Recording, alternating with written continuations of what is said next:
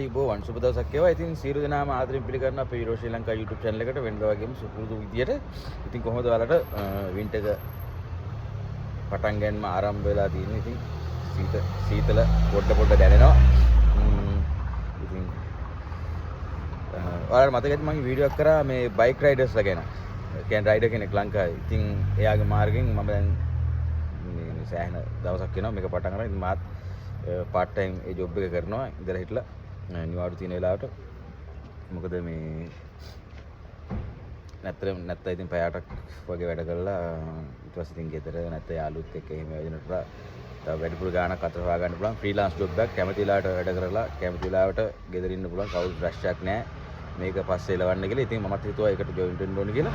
ඒ හිතලා මේ මමත් ජොයින් වුණා. ඉතින් ඔයාලට මතකයි මගේ පරණ මේ මගේ වීඩියෝ එකක් තියෙනවා මේ මගේ පුලස්ති කියලා මගේ යාළුවෙක් එක්ක කරපු වීඩියෝ එකක්. එයා වෝල්ට් එකේ වැඩ කරන කියන්නේ කුරියර් ෆුඩ් ඩෙලිවරි කරන. ඉතින් එයාගේ මාර්ගය මම ජොයින්ලා දැන් මාස 6ක් 7ක් විතර වෙනවා. ඉතින් අර ලොකු රෂ් එකේ එලවලා දුවන්නේ නැහැ. ඉඳ තියෙන වෙලාවට ෆ්‍රී ටයිම් එකේ දුවනවා. ඉතින් කොහොමද ඔයාලට මම අහලා දෙව පාර්ට් ටයිම් ජොබ් එකක් හොයාගන්නේ කොහොමද කියලා. ඉතින් අලුතෙන් ආපු කෙනෙක්ට පාර්ට් ටයිම් එකක් හොයාගන්න එක කලින් මුලින්ම ෆුල් ටයිම් සමාන වාහන යනවා පාරේ. සද්ද සමාට ගෝසාවට ඇහෙත් දන්නෙත් නැහැ. මට හයියෙන් කතා කරන්න.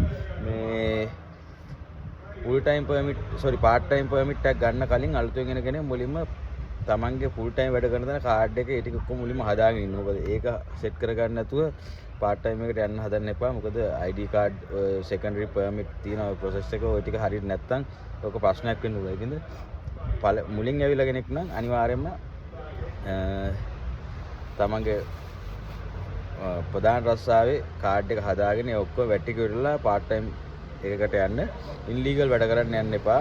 මම ඒක හැමතිස්සෙම කියනවා. මොකද හවු වුණොත් කවුරුත් ඔයා බේරගන්නේ නැහැ. අපිට බලන්නත් බෑ. මොකද රටේ නීතියක් කියලා දෙයක් තියෙනවා. අපි ඒකට අවනත වෙන්න ඕනේ හැමෝම. ඉතින් ඒකින්ද පුළුවන් තරම්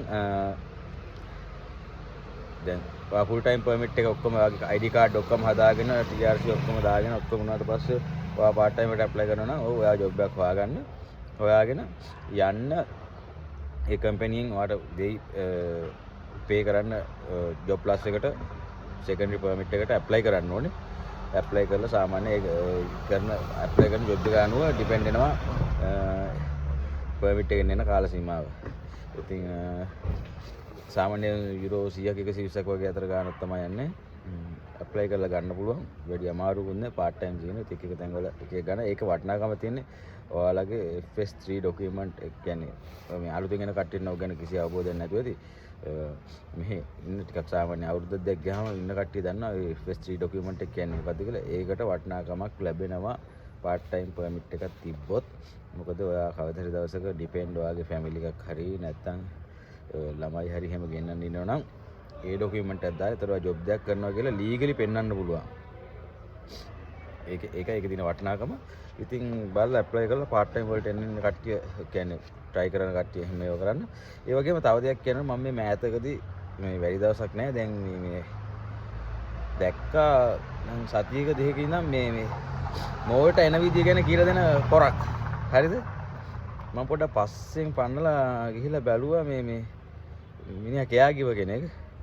ගිහිල්ලා පොඩ්ඩක් මම පස්සෙන් පන්නලා ගිහිල්ලා බැලුවා මේ එච්චර කියනවාද අපි දැන් යම් කිසි කාල සීමාවක් මේ රටේ ඉන්නවනේ. අපි පොරවල් නෙමෙයි. ඒ උනාට ඇත්ත කතාව මේ අපි හැමෝටම උදව්ත් කරනවා. දැන් මම ඒතකොට අපේ මට නම් කියන්න බෑ. මොකද ඒක හරි නෑනේ. අපි උදව් කරන යම් කිසි කොට්ටාස කියන්නේ 100ට අති බහුතරයක් කියමුකෝ. මෙහි අලුතෙන් එන කට්ටියට නවාදනක් හොයා දීලා දන්න දි ડોකියුමන්ට්ස් එක ගැන එහෙම දන්නේ නැත්නම් උදව් කරනවානේ.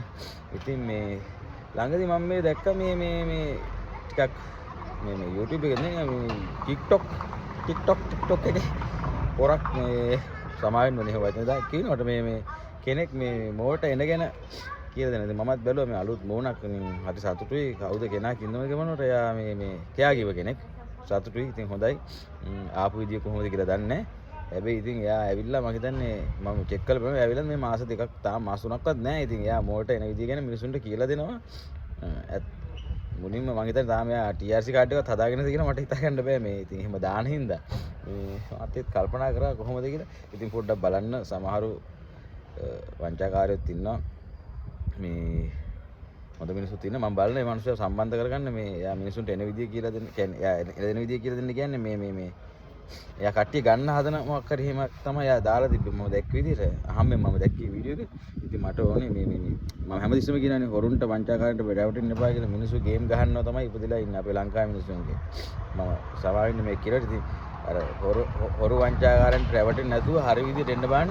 මම ඔයාලට ළඟදී වීඩියෝයක් දෙන්නම් කොහොමද ඔන්ලයින් ආපු කෙනෙක් ගැන මත් එක්ක මේ ළඟදී කෙනෙක් කතා කරා. ඉතින් මේ මම අනිවාර්යෙන් මේ වීඩියෝ එකක් දෙන්නම්.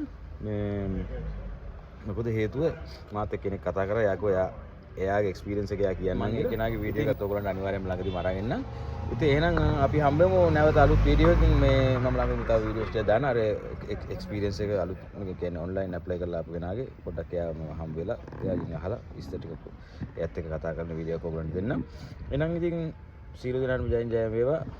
හම්බෙමු අලුත් වීඩියෝ එකකින් ළඟදී දවසේ. ඕකේ බයි.